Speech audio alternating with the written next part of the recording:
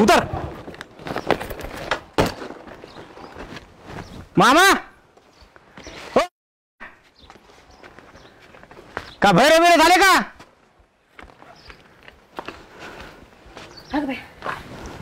जाऊ बापू. अरे काय विचारा तिला काम आली तर.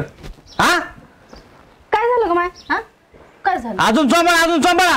अरे पण जाऊ शिकवलं काय अशी झालं काय? अहो झालंय काय जावई भाऊ? अहो काय मामा ती म्हणती तो माय बाबा सोबत राहायचं नाही मला वेगळं पाहिजे. अगं हा तायडी ही शिकवता का तुम्ही? असं शिकवता का पोरीला? होय असं शिकवता का तुम्ही? अहो जावई भाऊ असं शिकवत नाही तर मग काय शिकवतात? चुकलं असेल काय? असं चुकायला रोज चुकत राहायचं. अशी टाप टाकू नका तुम्ही बी. अशी पोरगी नसलेली बरी माहिती का? तुम्ही ढकलून द्यायला पाहिजे लग्नाच्या आधी विहिरीमध्ये. अहो पण झालं काय? काय सांगतो तुम्ही मध्ये तरी आलं पण पहिले येणार नाही मी. हिला नांदायचं नाही काय नाही मला आता. मी करेन दुसरी. आपण जाऊ बाबा असं म्हणू नका हो. एवढं नका तापू. उद्या जर तुमच्या पोराची बायको म्हणली की मला तुम्हाला सोबत नाही ठेवायचं सासू सासरे नाही पाहिजे काढून टाका तर तुम्ही जाणार का निघून?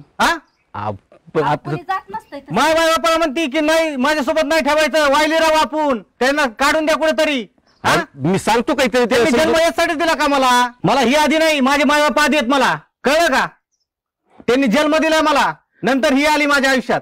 त्यांना माझी गरज ह्या वयात कळलं का? त्यांना सांभाळणं गरजेचं भाग आहे माझं. काही न सांगा वायलीने गाव चला आपला पसारा भरून दुसरीकडे राहायला जाऊ त्यांना काढून द्या. ही शिकवण आहे का पोरीची? तुम्ही असं शिकवता का पोरीला? मला नांदवायचं राहिला काय करायचं करू द्या. जावाय बापू थांबणार नाही काय नाही मी. ऐकत तर माझं ऐका तिला. हो अहो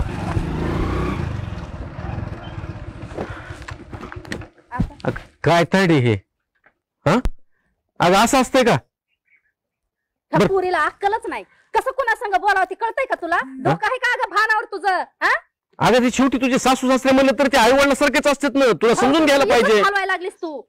4 लोक येऊन तोंडावर पचा पचा थुकून जाते ना हे तुझ्या कारणामुळं. फोन लावा त्या पाहुण्याला फोन लावा आणि गाडी काढा नेऊन सोडा ह्या कार्तीला तिथं. अगं तसं नाही तू सांग काय झालंय मला सांग. काय झालंय? काही नाही झालं. मला एकटीला काम करावं लागतं म्हणून मी त्यांना म्हणलं की आपण वेगळं राहू म्हणून. थोबाड माझ्याकडे करून बोल. बापाकडेच नको थोबाड करू नुसतं. अगं वेगळं राहू म्हणजे? अगं ते शेवटी त्याचे आई वडील आहेत ना. अगं तू थोडा तरी विचार कर ना. काहीतरी विचार कर. अगं तू थांब सांगायला ना मी समजून. सांगा मोठी पोरगी आहे लहान आहे का शाळेतली? हे बघ लाडावली नुसती. ऐक माझं त्याचे पण आई वडील आहेत ना. आता उद्या बाळाचं लग्न होईल त्याला पण बायको येईल.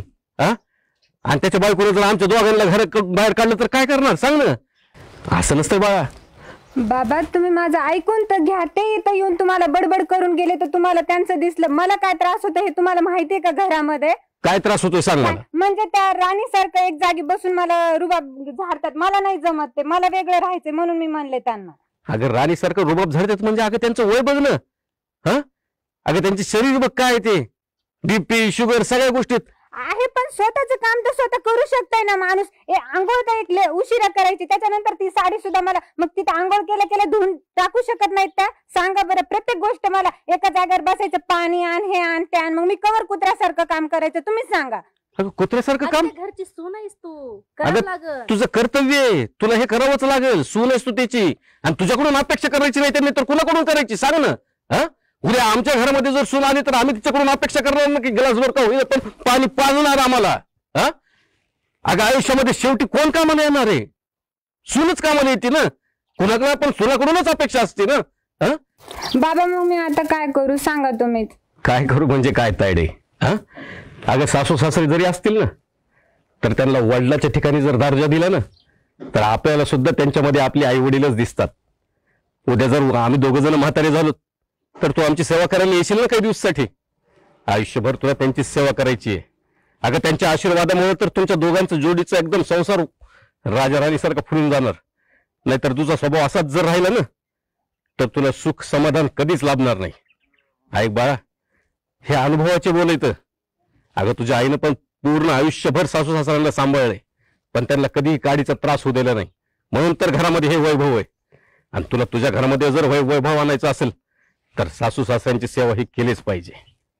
बरं बाबा चुकलं माझं. मी तुम्ही मला सोडता का तिकडं नेऊन?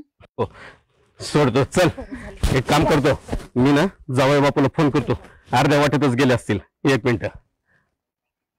हा जावाय बापू थांबा, तुम्ही जिथं आहेत तिथंच थांबा. आलो मी. हो आलो, तिला घेऊन यायला लागलो तायडीला.